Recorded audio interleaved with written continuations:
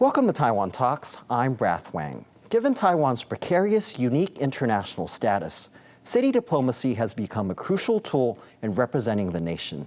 Today, we have two guests for whom city diplomacy is a key part of their day-to-day work. Joining us are Vincent Chao, Taipei City Councilor, Marcin Jerzewski, European Value Center for Security Policy, Taiwan Office Head. A very warm welcome to both on the show today. As Taiwan's most pressing issue is deterring Chinese aggression, let's first talk about how city diplomacy plays a key role in making the country safer. Suzuki Keisuke, Japan's current Justice Minister, visited Taipei as Japan's ruling party's Taiwan Policy Project Team Lead just a few months before taking office. I interviewed Minister Suzuki in December. He mentioned playing a critical role in preparing and preventing a Taiwan contingency. Vincent, representing Taipei, how do you feel such talks have contributed to the safety and security of Taiwan? Well, let me first say how important city diplomacy is, and then we'll kind of branch into the other topics of soft power and Taiwan's international space. But for city diplomacy, it's like very much an undervalued and underutilized part of Taiwan's foreign affairs matrix. And the key reason being this is that when we look at the prism of Taiwan's international space through the Ministry of Foreign Affairs, through Taiwan's international participation, through UN-affiliated organizations, what we see is we have a lot of pressure. We face a lot of headwinds, and certainly we face a lot of opposition from what the Chinese are doing. But subnational diplomacy, or city diplomacy, is a whole other chapter. And what we very often see is that this is a venue, this is a platform that China pays less attention to. This is a platform where we have a whole, much more space and much more utility and much more agency. And so what is a shame is that across Taiwan right now, we do see that cities sort of have treated municipal diplomacy or subnational diplomacy as an afterthought, where my work in city council and certainly the work of many others, we hope that that changes. Now, in terms of subnational diplomacy or city diplomacy, what we see in the past have been a couple of complicating factors. The first one is that, like, my past work in TechRo means that we frequently engage with states. What we did in the past, in 30, 40 years ago, was that we treated Taiwan also as a state instead of as a national entity. And so we built up these state-to-state relations between Taiwan, for example, and Hawaii, or Taiwan and other states. But that's not the right sort of level of interaction. It should be subnational. So in the case that Taipei City should be engaging with US states, or some of our counties should be engaging with municipalities across the United States. Such as Elan and Rockville. Exactly. And so there's sort of been a mismatch there that's complicated our efforts. The second complicating factor is that we haven't done a very good job of sort of pushing past these political limitations. So for example, Taipei City, in terms of sister city agreements, we actually have very few capitals. The capitals that we do have are mainly from our diplomatic allies. You know, across the United States, we have all these sister cities, but we don't have Washington, D.C. We don't have Tokyo. We don't have European capitals. And so one step at a time, we need to break past these limitations and find ways of building these capital-to-capital linkages. Because are there talks to bring that, like, say, Tokyo and Taipei or other cities, especially that have significant security importance to Taiwan? Well, we're working on it. To be honest, we are working on it, and there has been outreach to Tokyo. There has been outreach to the capitals of many other like-minded countries. Europe is actually a place where we're making a lot of progress. For example, Czechia with Prague. But certainly, we hope that these examples can be replicated across the board. But the third part is that we just don't have a lot of resources at the subnational level to engage in this. So I do think that there has been a new push now from many city councilors, but also city mayors as well, to refocus on municipal diplomacy. So Kaohsiung, for example, is doing an excellent job. Kaohsiung had rebranded what was their secretariat, which is a first-level organization, into the Department of International Affairs as well as the Secretariat. And so the head of that department, essentially, is one of Kaohsiung's top diplomats, in a sense, because she's in charge of outreach to these foreign missions, to sister city relationships, and even to international organizations where Kaohsiung City is a part of. So in Taipei City, we're hoping to replicate parts of that model and replicate ways of expanding Taipei's international partnerships. Now, in terms of the soft power component, you had mentioned meeting with Japan's current justice minister. And that's also a critical part of it as well, because again, I think our focus too much in the past has been just on hard power diplomacy, on security, on international space, on economics and trade. But there's really a whole kind of slew of issues below that level, including on justice, including on progressive issues, including on, for example, people-to-people, cultural education, and so forth. So I think there's a lot of underutilized components of Taiwan's diplomacy that should be explored in the time ahead. Marcin, what is your focus city, given your work? I believe that when we talk about the concept of city diplomacy, it is really important to have a very holistic outlook on what types of linkages can be fostered at subnational level. So it's really hard to say what the one focus city is, just because there is potential to foster different types of linkages between different types of municipalities based on their shared interests. So are there like particular cities where maybe the deal was coming, you're cooking, where we could see something very soon?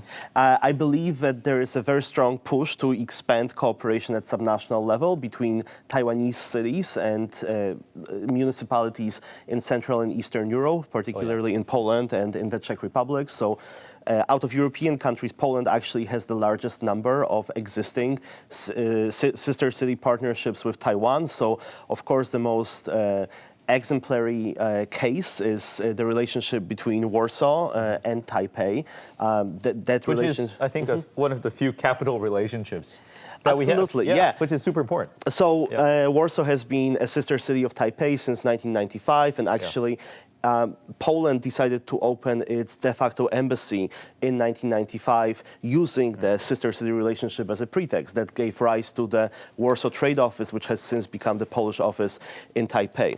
But I fully agree with Vincent that Kaohsiung is one of the really poster children of how to do city diplomacy right, because Kaohsiung really developed this idiosyncratic model of doing port city to port city diplomacy. And that gave rise, for example, in the context of Taiwan Central Eastern Europe relations, to a partnership with the port city of Gdynia in the northern part of the country. So let me quickly add, I mean, so that's precisely, in Taipei, I've already raised a proposal in City Council, which has been supported across party lines. So across all the different parties represented in Taipei City Council, they've come together to support this, which is that, number one, we need to consolidate both the decision-making as well as the implementation parts of Taipei City's city diplomacy. So in the past, what we've done is this, which is very ineffective.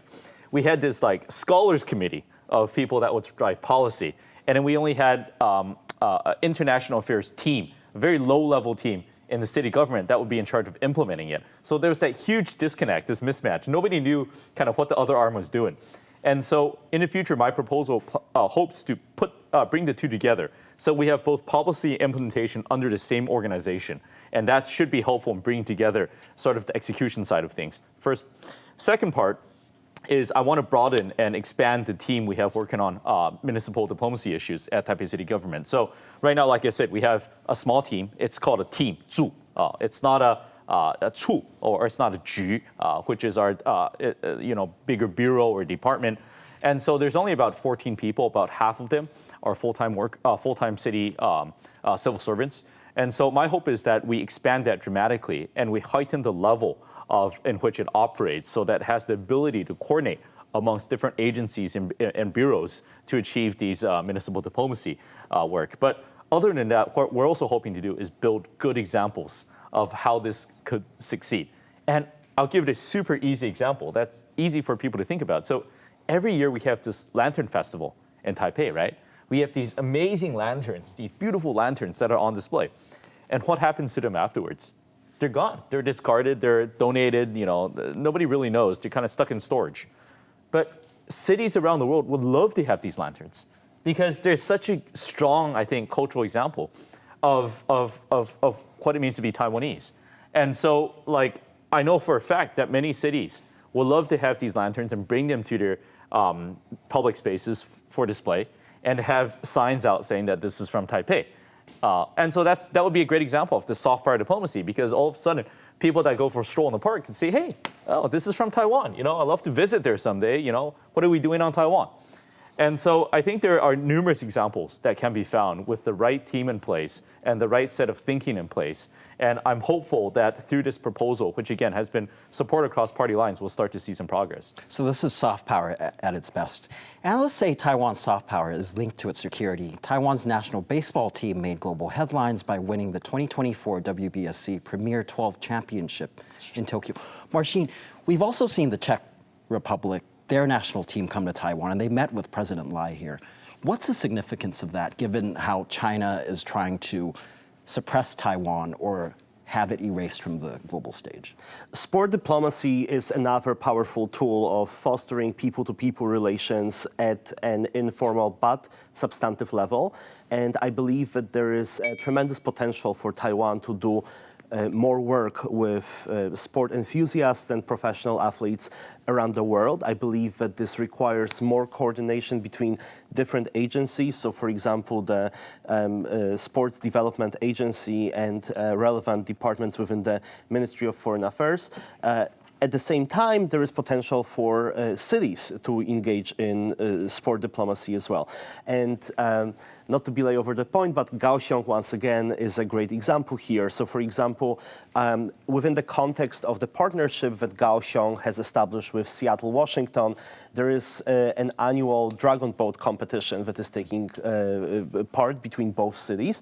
And it is a very popular event with the vibrant Taiwanese American community that is based in Seattle, but also residents that might otherwise not have a very strong connection to Taiwanese culture. So it is a very unique sport. It is showcasing the vibrancy and richness, but also the modern spin on more traditional elements of Taiwanese culture, and also emphasizes this spirit of fair play and healthy, friendly competition between the two cities. It's interesting you mentioned that, because there's a tradition with sports and Taiwan, even during the Japanese era with Kano, which is well known throughout the region. And it was when Taiwan was actually a colony of Japan, and that raised the profile of Taiwan in Japan and also around the world. But still on the Czech Republic, we've also saw a delegation that came to meet with the president of Taiwan, Merrick Benda, who's the longest-serving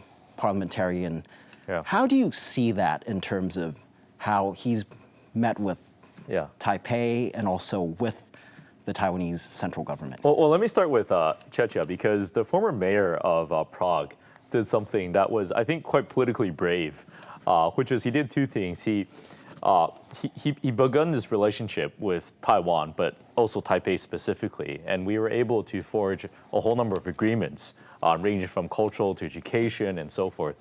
But the second part is, because of that, he had to end this relationship with China, which he did. And he also cited some of these political clauses that were in this agreement that Prague previously had with, I think, Beijing at the time, which was on the One China principle and so forth. And so I thought it was quite a strong political move, because you can imagine that there was a lot of political pressure that would be directed solely at Prague and solely at the mayor at the time for that decision. But he did so because he felt it was in Prague's best interest, and certainly in the best interest of democracy and freedom. But how much of it is actually through shared interests or shared experiences, given that Prague or the Czech Republic in general is actually next to a next-door neighbor that has authoritarian ambitions, just like China being so close to Taiwan? Well, you're absolutely right. I mean, there's a reason why Czechia did it, right? And there's a reason why, like Marcin said, there's so many Central and Eastern European countries that are forging ahead on this relationship, is they do have this experience of living beside an authoritarian superpower, so to say, and do have this experience of having their governments, their institutions come under coercion or influence from the very same. And so as a result, I do think there's a lot of support, but there's also a lot of understanding for the situation Taiwan is in. And as a result, I do think that we've seen an outpouring of support from countries like Czechia, and they've been able to do it, I think, in quite a political way, including, but not limited to, having former President Tsai Ing-wen visit, but also sending these senior delegations to Taiwan, which have ranged both from the parliamentary side, but also on the substantive kind of business and government side as well. But I do think that we have a role as well in Taiwan, which is we need to show value in these relationships. Like, it can't be just about the symbolism component, because that's important, and showing support is important. But we also have to let the people of both sides feel that there's enormous value in this relationship as well. And I do think that our society is working towards that goal. So, for example, in Lithuania is another good example of this, when a lot of these Lithuanian exports were banned by China because of their decision to have this Taiwanese office open in Lithuania. The Taiwanese society, our people came together and we purchased Lithuanian chocolate, Lithuanian beer, and I mean, across the board, I mean, at one point, I think we were one of the largest overseas credit card spenders of Lithuanian products. I'm not sure what that exactly means in terms of credit card debt, but nevertheless, I think it's important to show value in the relationship. And I do think there's a willingness to do so here in Taiwan. Speaking and if of we values, zoom out a little bit, we can actually see that the case of Prague forging ties with Taipei, which then translated into Czechia becoming one of the closest friends of Taiwan in Europe, is an evidence of a paradigm shift in how we understand relations in the global system. So scholars of international relations increasingly talk about the rise of non-state actors, and cities and counties, subnational governments are increasingly these non-state actors that are trying to assert themselves in the global system. And even in the United States, where the division of responsibility, but also division of labor between the federal government and the subnational government is a very important component of the nation's political culture. The State Department has established an Office of Subnational Diplomacy based out of LA, interestingly, rather than Washington, D.C. And you see more state offices open in Taiwan as well. Yes, exactly. So in the U.S., I think that we see a recognition of the importance of looking at a country more holistically in the context of its multi-level governance and coordinating this outreach. So in Czechia, we had an upward spillover effect. So Prague was able to establish this productive relationship with Taipei, and then the Pirate Party, which is the party of former Mayor of Shib, which is also a member of the current Sporu coalition, was able to become an important voice at the central government level for Taiwan.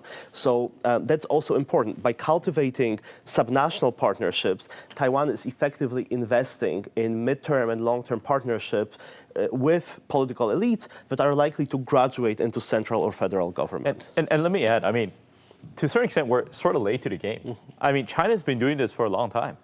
Like, imagine, I mean, these Confucius Institutes. I mean, these are forged not at, a federal level or a central government level. These are forged with educational institutions at a state level, mostly.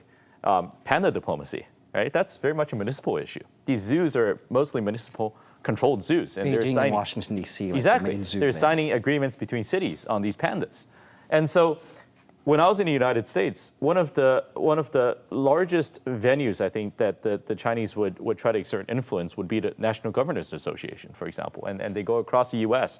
trying to talk to these state governments about, number one, avoiding Taiwan, like you should avoid Taiwan, and number two, the importance of the U.S.-China relationship in their view. And so we're sort of late to the game, but I do think that to a certain extent we're in a good place, because I think even subnational entities across the world right now are waking up to the threat posed by China.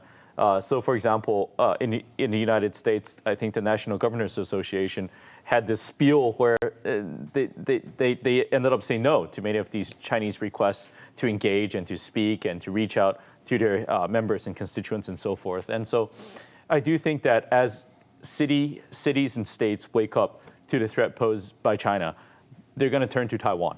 And as they turn to Taiwan, we must be ready to engage and to have the requisite number of people and resources to do that engagement with us. But speaking of China, do you feel that China's also using the same tactics through city diplomacy with Taiwan as you see Taipei versus Shanghai and these other cities?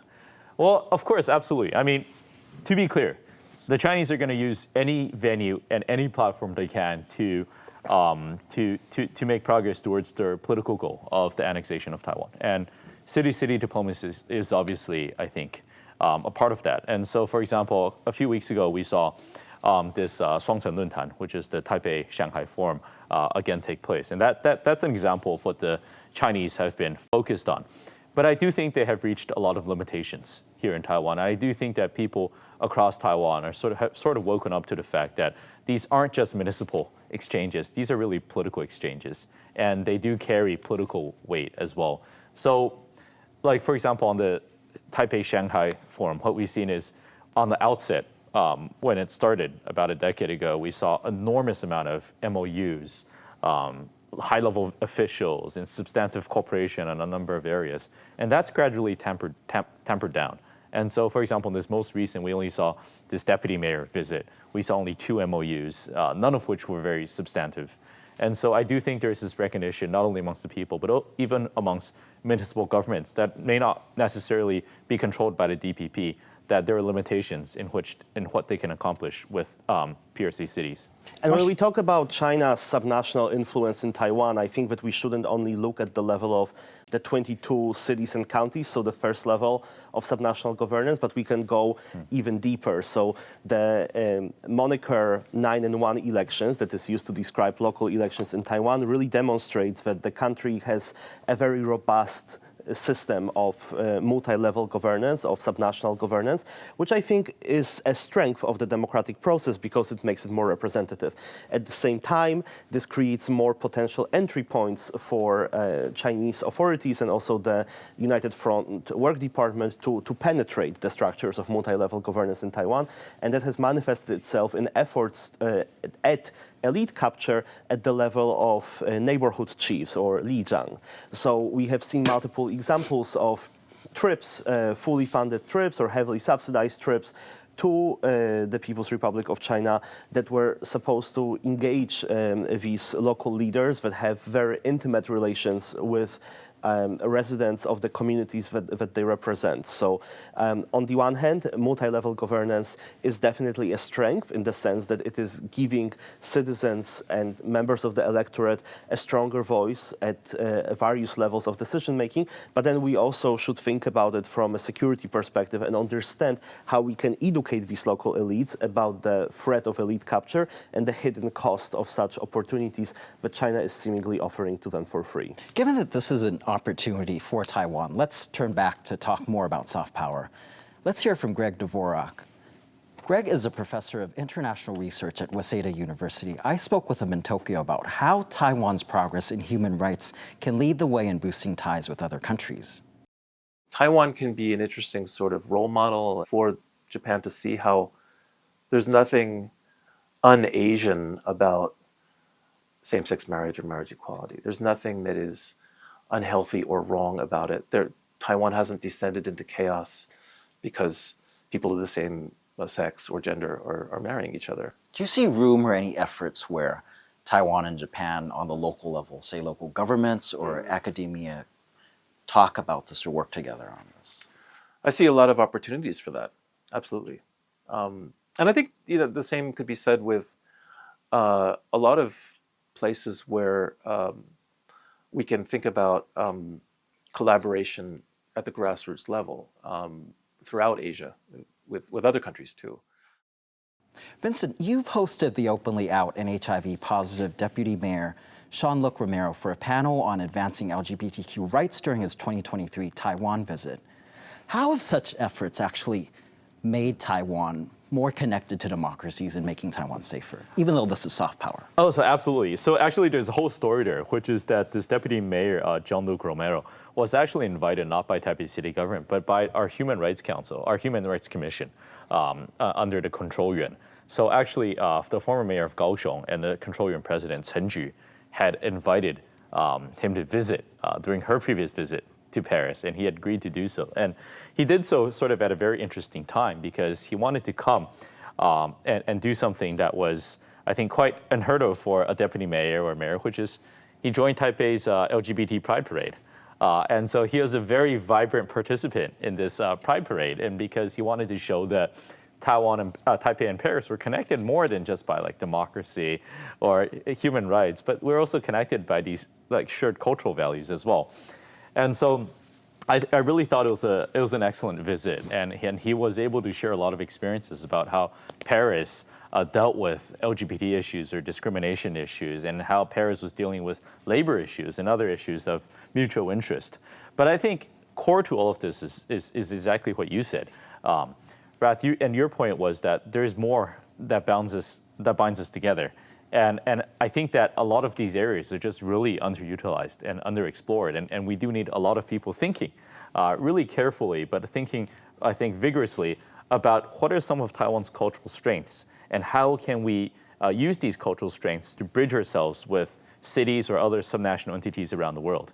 This is unique to Taiwan, given that it's still the only country in East Asia to have same-sex marriage. Marcin, you deal with a lot of human rights issues, and your organization also promotes these. And given this uniqueness, how do you see this as an opportunity, given that other parts of East Asia, from Japan to Korea, are still not on the same page with Taiwan?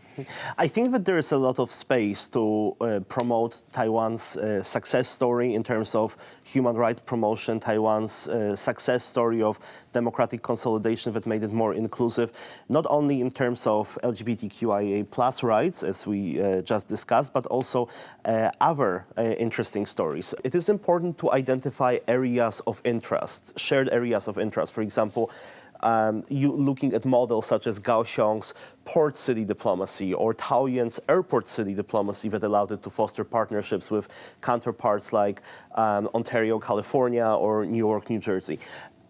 And if human rights promotion is one of these shared interests, that can really lead to further mushrooming of cooperative projects at various levels between not only city officials, but also local municipal NGOs. Thank you very much for both of your insights. If you liked our show, please search for us on YouTube, give us a thumbs up, and hit subscribe to our channel. Stay safe and see you next time.